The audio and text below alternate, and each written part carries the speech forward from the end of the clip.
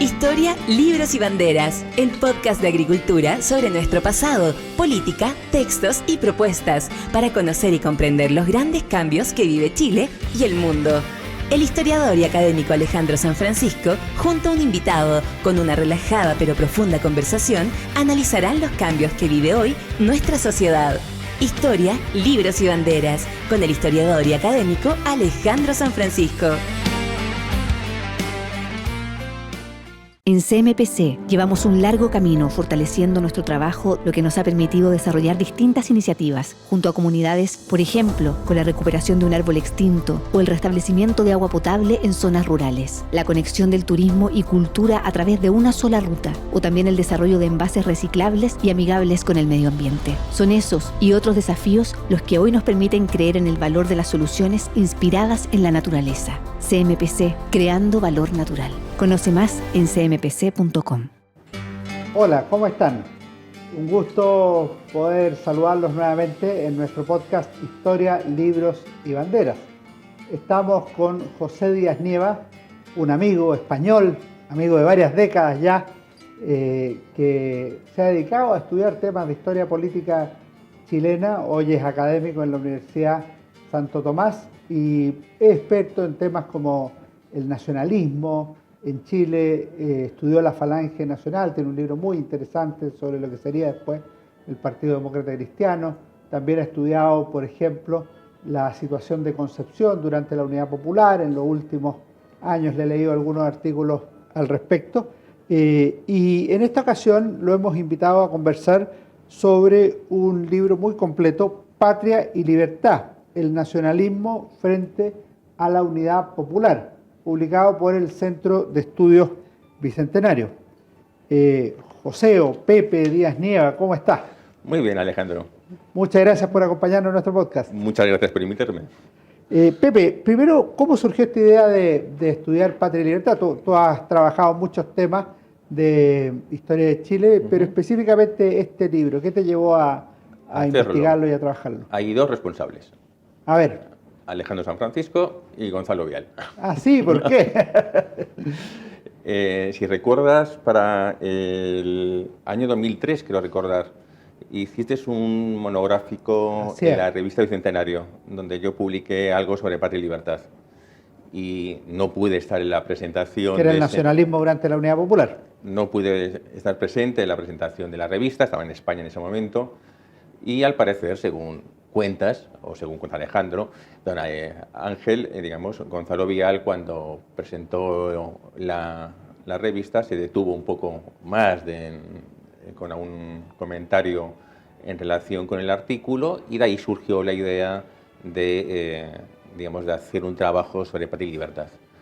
En ese momento estaba haciendo el doctorado en Historia, que me llevó mucho tiempo, porque tuve que venir todos los meses a Chile, en el mes de junio o julio, a trabajar en la biblioteca, por lo tanto se alargó bastante la investigación, y realmente surgió de ahí, surgió de ese primer artículo un tanto deficiente a mi parecer con los años pasados, pero que dio pie a que tanto por ti como por Ángel, por Cristian Garay o por los comentarios de Gonzalo Vial, pues me animara a trabajar sobre el tema de forma más precisa.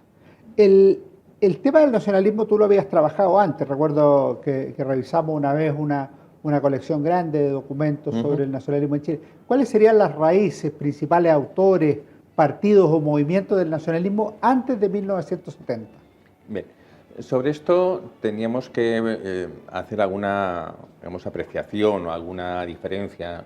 El nacionalismo como corriente política, o lo que entendemos por nacionalismo, no vamos a entrarnos en mayor profundidad sobre lo que es el nacionalismo, que eso nos llevaría a otra pregunta o a otra respuesta, pero si entendemos por nacionalismo lo que vulgarmente se entiende o llaman nacionalismo como movimientos, a la derecha, de la derecha o alternativos, neofascistas, fascistas, etcétera, anticomunistas.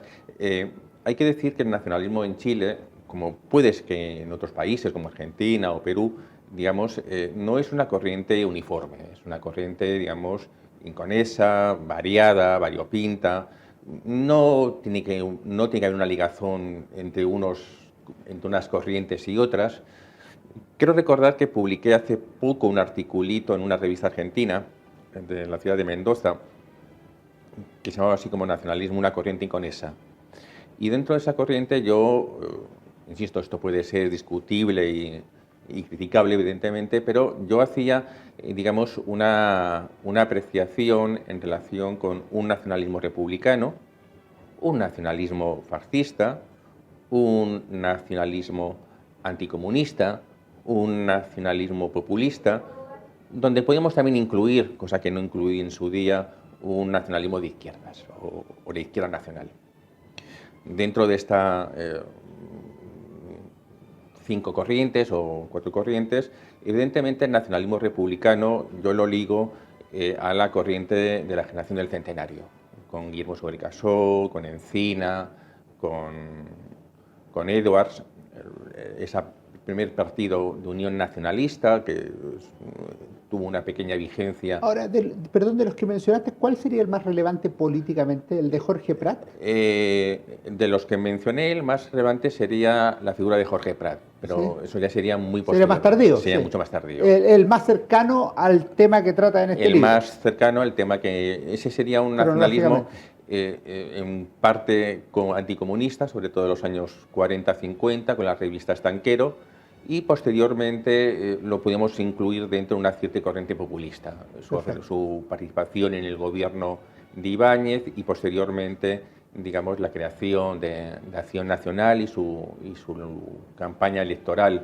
del 64 y del 65, que algún autor lo ha ligado, yo creo que con cierto acierto, a lo que en Europa fue el pujadismo en Francia o el Lumecalunque en Italia post Segunda Guerra Mundial. Perfecto. En este libro, José Díaz Nieva, tú en el primer capítulo lo dedicas al Movimiento Cívico Nacional Patria y Libertad, es decir, al que surgió después de la elección del 4 de septiembre de 1970 y que es bastante poco conocido. Y su objetivo fundamental era que el Congreso Pleno votara contra Allende, eligiera a Alessandri y después veremos cómo se arregla el pastel.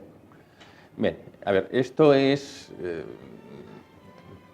tiene que ver también mucho con algo de hecho constitucional, porque la primera pregunta es, bueno, o la dejemos para después. Evidentemente, cuando se reciben los primeros conteos de los resultados electorales en el recuento de votos y Pablo Rodríguez está en una rueda de...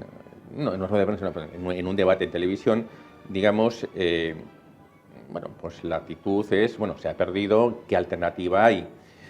Y la alternativa era que el Congreso Pleno eligiera a don Jorge Alessandri, que éste renunciase al poco tiempo y que una nueva elección donde se llevara un candidato de consenso que muy probablemente sería Eduardo Frei. Esto es lo que se propone. Esto al cabo de un día en la casa de los Alessandri, no sé muy bien si la casa de Jorge Alessandri o de Mate, ahí hay una pequeña discusión según los autores o las memorias que uno lea, pero porque era el mismo edificio, pues supongo que sea un piso arriba o un piso abajo, no hay mucha diferencia. Pero, digamos, en esa reunión ya se plantea el hecho de crear el movimiento cívico, y el movimiento cívico plantea lo que tú acabas de decir, ¿no? O lo que hemos dicho anteriormente. Cosa diferente es si eso era posible. Claro, la Constitución establece que se elige... O sea, si era viable, más bien.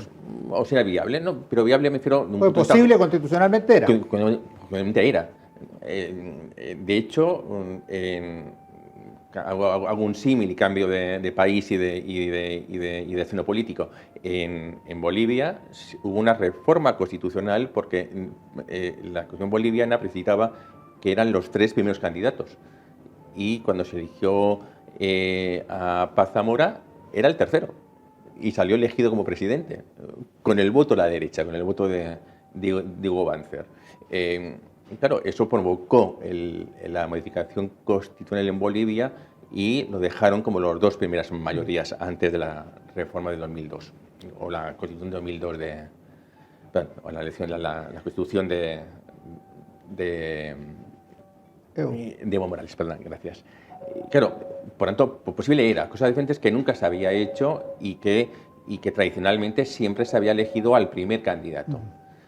Pero en 1958, digamos, la izquierda planteó la posibilidad de hacer eso mismo con Allende frente a Alessandri, cosa que el propio Allende, digamos, lo paró en seco inicialmente, pero se discutió. Se discutió, por lo menos se barajó esa posibilidad, ¿no? Entonces, bueno, pues eso fue el origen del movimiento cívico, que no tiene nada que ver con el Frente Nacionalista, salvo el origen. Eso te iba a preguntar, el Frente Nacionalista, ¿por qué surge en abril de 1971? Porque eso ya es una lógica distinta, una finalidad distinta y además es mucho más articulado como movimiento. Tiene una ideología, es nacionalista, tiene banderas, tiene himnos, va a tener revistas y otras cosas.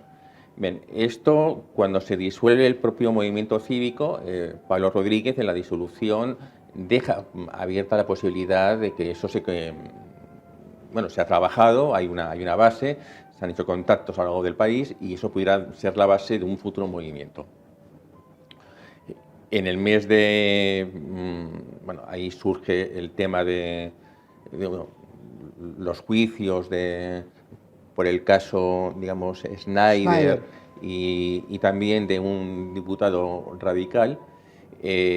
Y a partir de ahí, Pablo Rodríguez, que ya había cogido una cierta fama a raíz de esa entrevista, de esa tertulia en televisión, decide lanzar el Frente Nacionalista.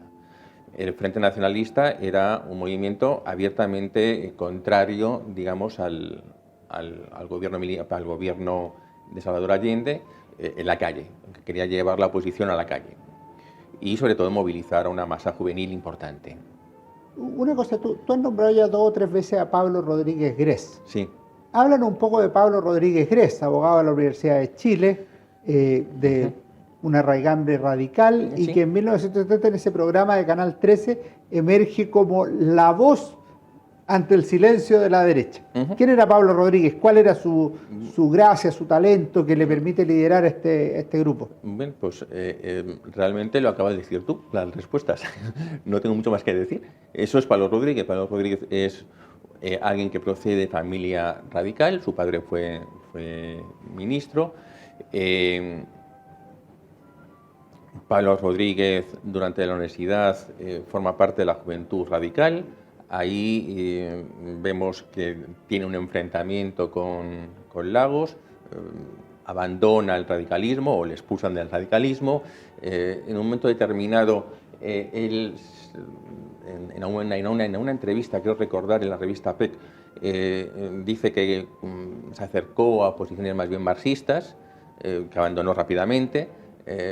Lo encontramos también como asesor de la democracia cristiana durante el gobierno de Frei, también según declara en alguna otra entrevista, pero rápidamente, digamos, lo vemos después en los comandos de Alessandri, donde debió jugar algún papel importante en alguna entrevista o algún debate en radio y por las razones que fueran, pues en esa noche le tocó ir a la televisión a hacer ese debate y ahí fue donde surgió la figura de Pablo Rodríguez, que hasta ese momento había sido, sí, un profesor destacado de la Universidad de Chile, joven, brillante, pero que políticamente no tenía ninguna significación conocida o relevante. Y fue justamente en esa noche electoral donde surge la imagen y la figura de Pablo Rodríguez y donde el comando de Alessandri le encarga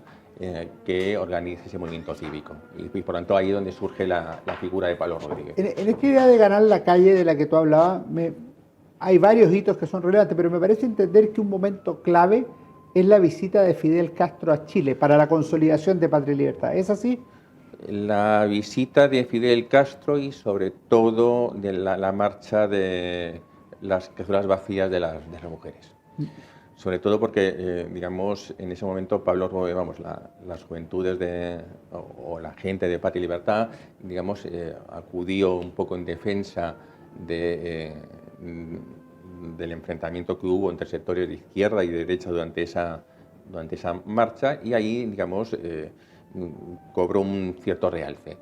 La visita de Fidel Castro también puede ser, pero tal vez en algunas localidades, como puede ser tal vez, digamos, Valparaíso, tal vez, o menor medida Concepción, no creo que afectara mucho la visita de Fidel Castro al crecimiento del Frente Nacionalista, más que, digamos, la imagen que quedó de la protección de las mujeres. ¿Tenían fuerza los elementos distintivos del Frente Nacionalista, el uso de brazaletes, la famosa araña, la ropa que utilizaban, el himno, adelante los nacionalistas y otras cosas, o era una simbología más interna, íntima? Yo tengo la impresión que hay algo de ganar la calle también con símbolos. Sí, evidentemente la simbología, la camisa, una cierta uniformidad puede ser atrayente para un cierto sector, pero no olvidemos que también el MIR lo hacía. Puede que no usara un uniforme, pero sí tenía un casco distintivo, si iban uniformados disfrazaban por las calles, perfectamente, digamos, encuadrados. Por lo tanto, salvo la camisa blanca que caracteriza y el brazalete que caracterizaba, digamos, a Patria y Libertad, si nos vamos al sector opuesto, nos vamos al MIR, podemos ver una cierta también manifestación de traer a la gente a través de la música, los himnos, las pintadas, la simbología, las marchas, etcétera. Ahora, la percepción que tengo yo es que Patria y Libertad pasa a ser un articulador de cierta oposición a la unidad popular muy decidida, muy directa, pero que el tema del nacionalismo no lo suscriben todos los miembros de Patria y Libertad. Sí, a ver, pese al nombre del Frente Nacionalista Patria y Libertad, cuando antes hablaba de las diferentes corrientes nacionalistas, nos quedamos en la primera, la republicana, la siguiente sería la fascista, la siguiente sería la anticomunista, ¿no? Que comenzaría con esas manifestaciones. Tal vez la más importante o la más relevante sería la de la revista Estanquero de Jorge Prat, el año 64, con la elección o impedir la elección de Allende, después de la elección de Curicó, del Naranjazo, y posteriormente, digamos, en los años 70, con Patria y Libertad. Yo Patria y Libertad la incorporaría más bien dentro de esa corriente anticomunista. Es cierto que con el correr del tiempo van adquiriendo una cierta ideología, una cierta doctrina mucho más elaborada o algo más elaborada que el simple anticomunismo. La propia revista, si la comparamos con otras revistas de la época, si la comparamos con, no sé, con la revista Forja de los nacionalsindicalistas, Tizona del grupo católico de Juan Antonio Guido de Valparaíso, la propia Tacna de Sergio Menda Carrington, si las comparamos con otras revistas nacionalistas, digamos, donde hay una mayor presencia doctrinal, referencias doctrinales a otros países, en el caso de la revista Patria y Libertad, básicamente lo que tenemos de noticias es anticomunismo, bien interno o bien externo. Hay alguna referencia, digamos, al pensamiento nacionalista en algún número, recogiendo algunos textos de un intelectual francés, pero casi siempre son referidos, por ejemplo, a José Antonio o la Falange Española, muy poco a otros líderes o pensadores de la década del 30 o del 40 o del 50 que no fueran, digamos, los antes mencionados. Por lo tanto, sí hay una cierta influencia de la Falange Española que se va fortaleciendo o que va adquiriendo, pero eso es básicamente, yo creo, que Pablo Rodríguez. Hay otros como Manuel Fuentes, que bueno, yo creo que era anticomunista, bien como radical, bien en ese momento, por lo tanto le veo ajeno a ese pensamiento más o menos cercano a la Falange Española o al fascismo, si ustedes quieren. Otros miembros de la organización creo que es lo mismo, salvo tal vez Eduardo Díaz en el sur, que también se veía atraído por la figura de José Antonio, y y tal vez, bueno, como líder yo creo que son esos. Perfecto. Hay un capítulo curioso que se llama La extraña muerte de Time. Nosotros sabemos que Time no murió. ¿Qué pasó en esa circunstancia?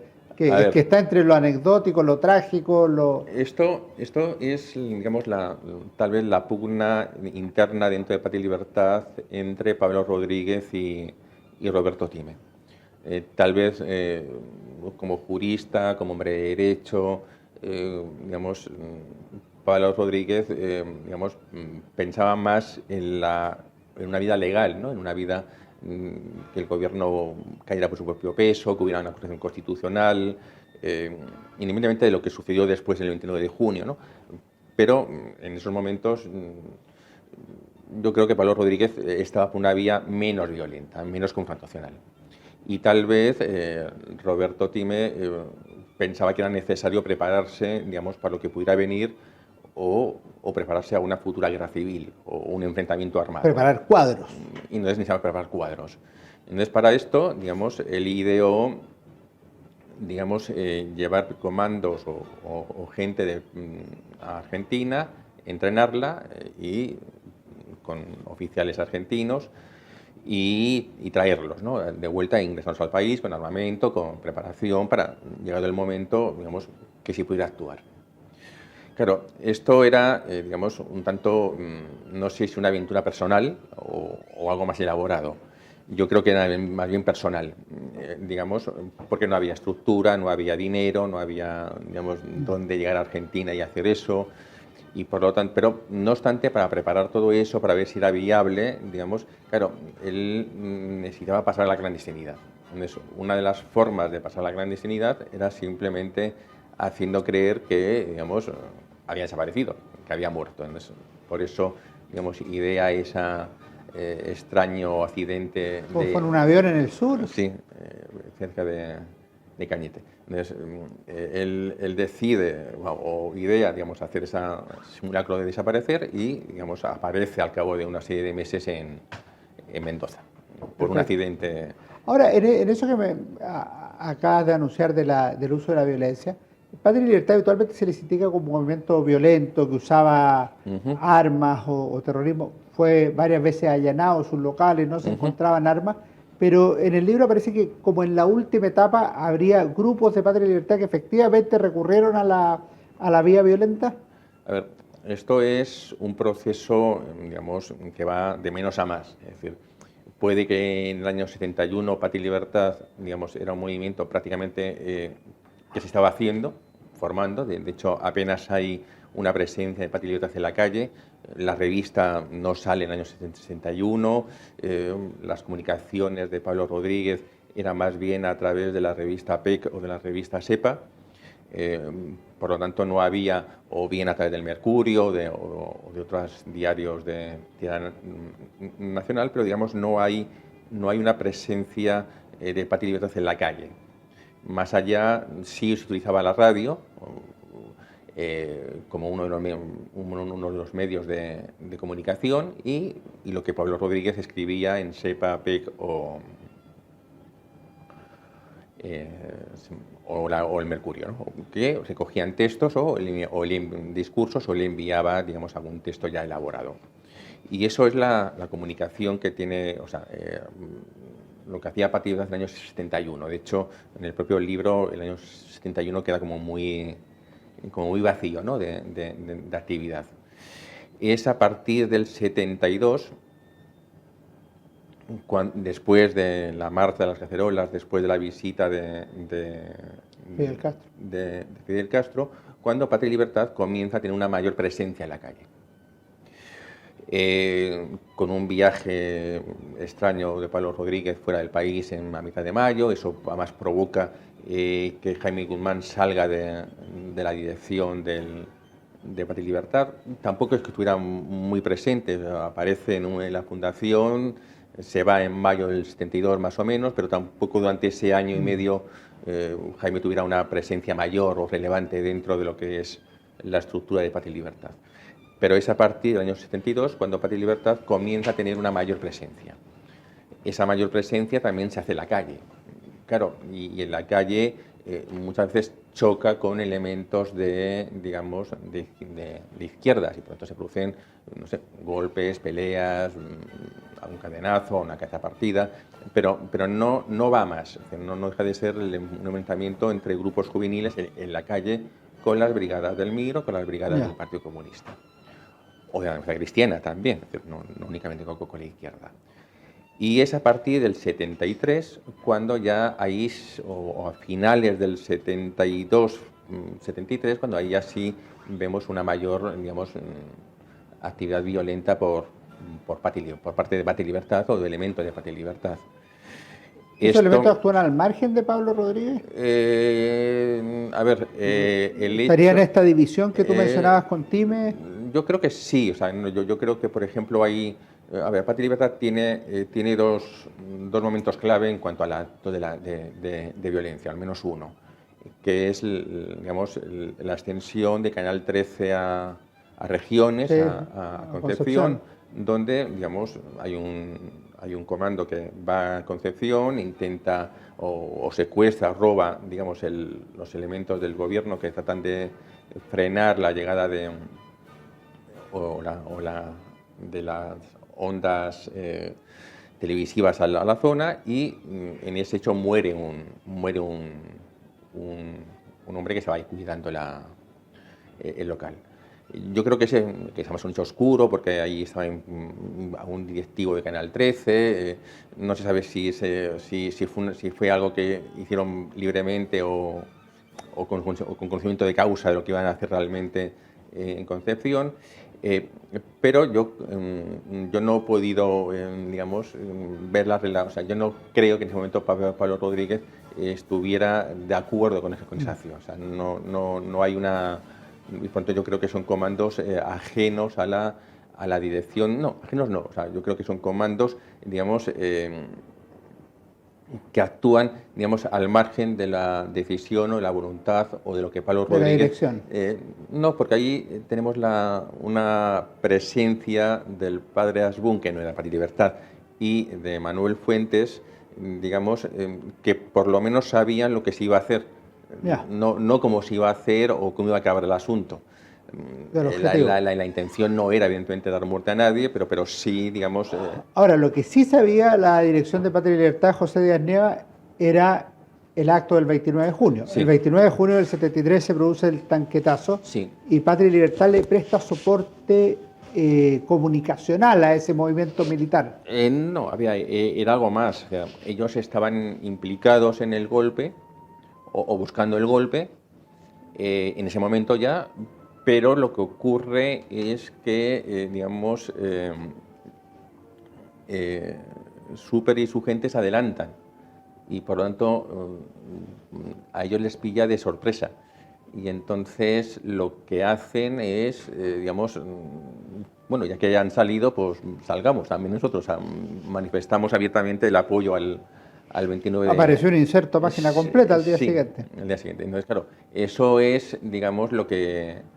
No, salió más tarde, cuando ya estaban en Ecuador. Pero tuvieron que asilarse en la embajada de Ecuador. Sí, tuvieron que asilarse en el embajador y salir al Ecuador. Entonces ahí sale Mates, sale uno de los Benjamín Mates, sale Manuel Fuentes, sale Pablo Rodríguez. Sale Pablo Rodríguez, Schaeffer y alguien más. No me acuerdo cuál era el quinto, pero salen como unos 5 o 6 dirigentes, salen hacia Ecuador.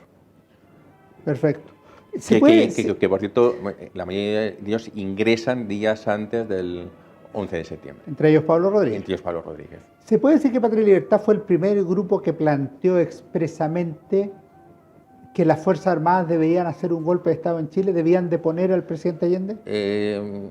Dicho como lo acabas de decir, sí. Dicho de otra forma, no. A ver.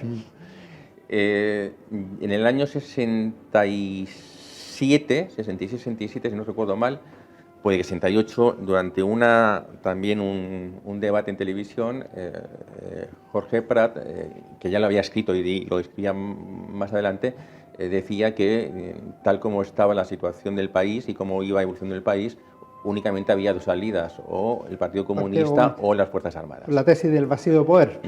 El vacío de poder. Entonces, pero contra la Unidad Popular fue Patria y Libertad. Sí. Perfecto. Y una última pregunta, José Díaz Nieva, con quien hemos hablado de su libro Patria y Libertad, el nacionalismo frente a la unidad popular. ¿Por qué no tuvo viabilidad política real el nacionalismo después del 11 de septiembre? Tú has escrito un libro del nacionalismo bajo Pinochet, o sea, hay movimientos nacionalistas bajo Pinochet, sí. Pero la verdad es que la máxima figura política del nacionalismo, que es Pablo Rodríguez, no logra articular un movimiento equivalente al gremialismo, a la UDI, a Renovación Nacional. A ver, básicamente yo creo que por dos razones. Una, digamos, el discurso que hace Pablo Rodríguez y Patria y Libertad, o que hace el nacionalismo, o que debiera hacer el nacionalismo, digamos, puede sonar muy parecido al discurso de la izquierda. Esto de convertir a los proletarios en propietarios, como decía un manifiesto de Patria y Libertad, pues evidentemente sonaba como extraño. Pero eso lo dijo Pinochet muchas veces. Bueno, sí, pero hay un toque... De hecho dijo pasar de un país de proletarios a un país de propietarios. Sí, pero se podía entender también como un sistema autogestionario, socializante, es decir, el discurso, uno toma los discursos o algunos discursos de algún líder como José Antonio Primo de Rivera o del partismo originario, le quitas el nombre y quién es el autor y la simbología, y puede pasar perfectamente por un manifiesto de la izquierda. Porque son antiliberales. En cuanto a economía, sí. Pero, ¿Y claro, política también? Sí. Entonces ahí hay un pequeño... Claro, eso es una cosa que juega en contra. Pero otra cosa que juega en contra es que en cualquier caso es cómo lo vas a hacer. Es decir, entonces yo creo que Patria y Libertad, o el nacionalismo en sí, me da lo mismo Patria y Libertad, o Tacna, Tizona, o quien sea, digamos, no tenía un proyecto a futuro. O sea, tenía eslóganes, tenía consignas, pero no había un proyecto elaborado. Su proyecto era el fin de la UP. Mientras que al día siguiente del 11 de septiembre, los Chicago Boys tienen el ladrillo. Ya. Y por lo tanto, claro, es algo... Contra nada. Contra nada. Entonces, José Díaz Nieva, te queríamos pedir una cosa que hacemos con todos nuestros invitados, que nos recomiende un libro o que nos diga un libro que te haya gustado, puede ser de historia, de política, de literatura, lo que tú estimes conveniente. Un libro recientemente aparecido en España, de un buen amigo, de Eduardo Andrades, que se llama El ocaso de un reino, o El ocaso del reino, que trata, digamos, de un punto de vista crítico, digamos, todo lo que es el proceso emancipador de Chile. Hablando de lo que se dice que Eduardo está en Concepción. Sí, de lo que ocurrió y de lo que realmente ocurrió. Es decir, una cosa es el mito que se crea, no sé, la presencia del pensamiento ilustrado, por ejemplo, pero uno pregunta, bueno, el pensamiento ilustrado influye en la independencia, pero ¿cuántos leyeron a Rousseau, a Voltaire? Perfecto. Claro, si aprenden dos y medio, pues claro, esa influencia, pues evidentemente muy buena no es real. Esperamos tener a Eduardo Andrade acá en el programa más adelante y lo recordamos gracias a tu recomendación. Le agradecemos a José Díaz Nieva que nos haya acompañado y le queremos hacer un regalo de un profesor chileno, un maestro, Ricardo Krebs, Nación y Conciencia Nacional, que publicó el Centro de Estudios Bicentenario como un homenaje a don Ricardo, fallecido ya hace algunos años. Muchas gracias, lo leeremos con mucha atención. Y muchas gracias, José, por habernos acompañado y a todos ustedes por habernos escuchado en este programa con José Díaz Nieva, Patria y Libertad, el nacionalismo frente a la unidad popular. Nos vemos en nuestro próximo programa Historia, Libros y Banderas. Muchas gracias. Fue Historia, Libros y Banderas con Alejandro San Francisco.